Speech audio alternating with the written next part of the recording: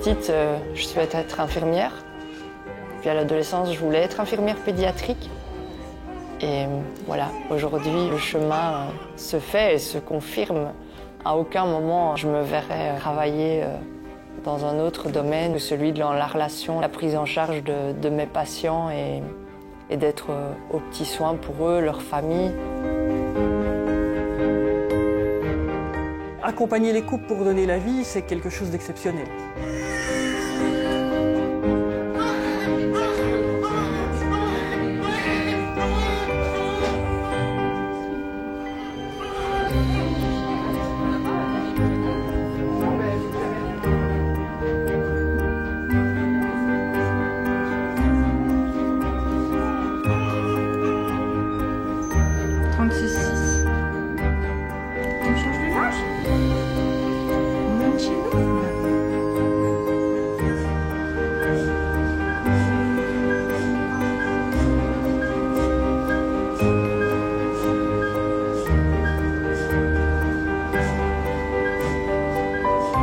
Une grossesse normale est une grossesse qui va au-delà de 37 semaines d'âge gestationnel.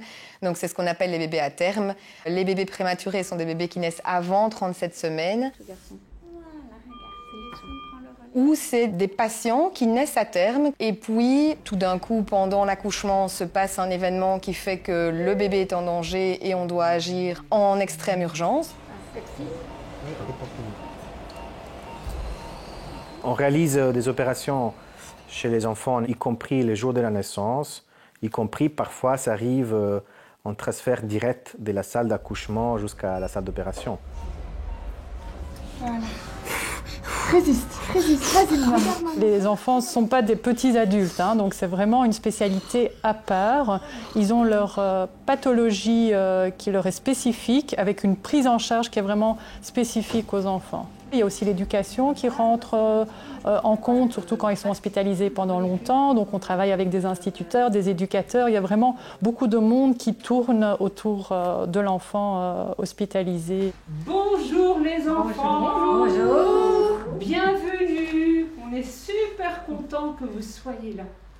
Parce que on a une belle surprise. La principale caractéristique, c'est cette intégration de l'ensemble des métiers qui vont graviter autour de cette médecine périnatale afin d'avoir à chaque fois la personne qui est la mieux placée pour soigner cette pathologie, tant chez la maman que chez l'enfant. On ne recule devant aucun sacrifice en termes de matériel, de personnel, de compétences. On essaye vraiment de rassembler un maximum de moyens, mais tout en gardant à l'esprit l'importance de l'humain, l'importance de chacun et l'importance de chaque patient qui est unique finalement. For the sword, which color is the sword? Do you know? It's grey? No. Should it be grey? It's pink? We can try grey here. Wow. Hey. Bonjour. Est-ce que vous êtes prête pour mettre Kalia dans vos bras? Oui. Super. Les infirmières sont les soignantes les plus présentes pour le patient et pour les parents. Et de fait, on a des parents qui, avec le stress de la naissance qui était parfois difficile, ou le stress d'avoir un enfant qui est gravement malade, ou le stress parce qu'ils doivent jongler entre la maison avec d'autres enfants et petits patients qui restent à l'hôpital, on se rend compte que le rôle d'intégration des parents dans les soins est primordial. On est un peu gourmande, hein, nous.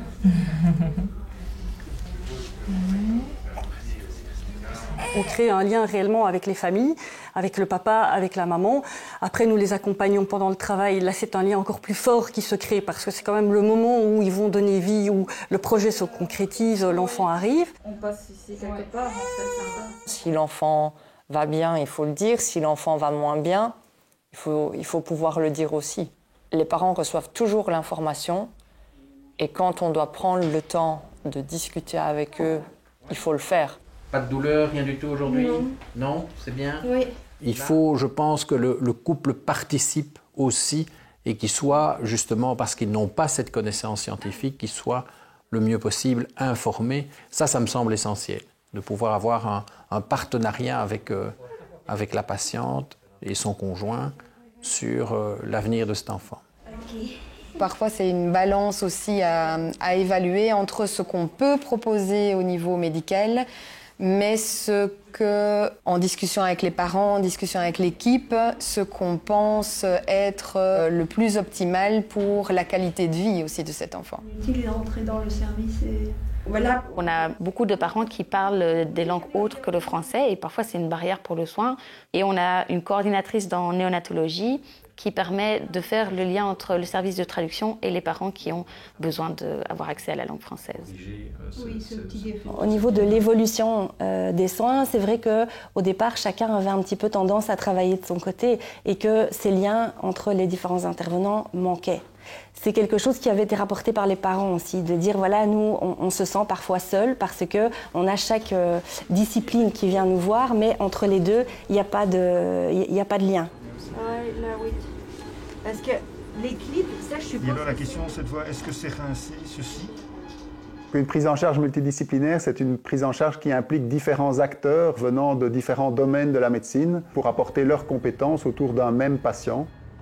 Ces patients savent qu'il y a des moments bien précis dans la semaine où sont débattus des points concernant leur prise en charge ou l'évolution de leurs enfants. Merci. On va faire un beau bandeau. Nous soignons des humains et nous sommes des humains. Et donc je pense que la qualité des soins qu'on va fournir à nos patients va fortement dépendre de la manière dont les gens se sentent à l'hôpital. Et voilà. Chacun a sa place et chacun a une valeur ajoutée dans le rôle qu'il joue ici à l'hôpital. C'est important de former les jeunes, la génération future, les futurs pédiatres. Je pense qu'ils attendent de nous qu'on leur transmette notre expérience. Ils ont appris énormément de choses par leurs études au niveau théorique. Et là, par leur stage, ils doivent apprendre à mettre tout ça en pratique. Voilà, super. On peut étudier les techniques, mais après, tout ce côté données, humain, accompagnement, je pense que c'est quelque chose qui est un don de soi et qui n'est pas, qu'on n'étudie pas. Le code qui était réapparu. C'est le QR code qui est donné à l'admission. Et si les gens viennent en urgence, alors c'est vous qui devez donner un QR code. Je pense que réellement, c'est une équipe se sent bien et que clairement, elle peut fournir un travail extrêmement qualitatif de par certaines valeurs qu'elle prône, comme l'entraide, comme la solidarité, comme le souci de ses collègues. Inévitablement, ça va avoir un impact sur la manière dont le patient est approché. Et que ce qu'on pense, donc... Normalement, souvent, il est là. Il y a toute une partie médicalisée quand ce sont évidemment des grossesses à risque, où il faut prendre plus de précautions, mais la majorité des grossesses, ce sont quand même des grossesses qui n'ont pas de risque, non pathologiques, et donc qui se passent tout à fait bien, et où on n'est pas obligé de médicaliser à outrance.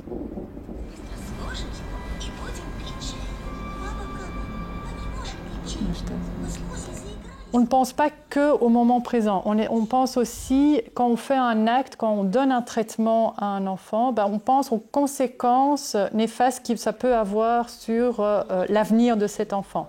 Parce que voilà, il a 2 ans, 4 ans, il a encore plus de 80 ans à vivre. Ce qu'on fait aujourd'hui ne doit pas impacter sa qualité de vie après.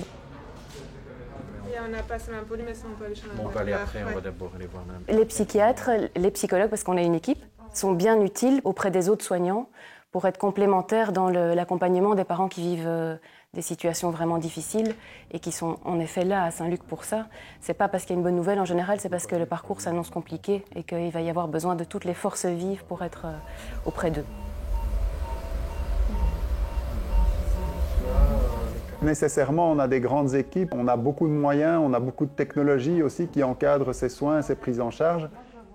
C'est vrai que c'est une grosse institution, une grosse machine, mais ce qu'on essaye de faire, c'est de garder l'humain au cœur de nos préoccupations. Ok, et t'essayes de tousser bien fort? Encore une fois, vas-y. Mais voilà, ce n'est pas pour ça que nécessairement c'est une industrie. On ne fait pas de l'économie, on fait des soins aux patients avant toute chose. Et donc on essaye de le faire avec cœur, passion et compétence. Oui. Et là, tu vois qui dans le miroir? Encore moi? Non, moi. Ah. Le fait de montrer que l'on travaille ensemble, que l'on traite les patients avec beaucoup de bienveillance, qu'on utilise un langage commun, que le patient peut vraiment se rendre compte que l'anticipation personnelle est vraiment mise en avant, ça permet à cette patiente, à ce couple, de se sentir reconnu dans une équipe et donc leur procure un sentiment de sécurité.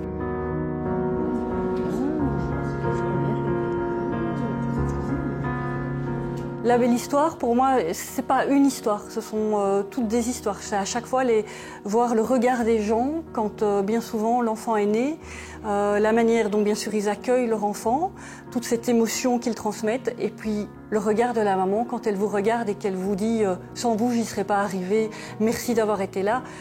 Je pense que ça, c'est la plus belle histoire dans mon métier.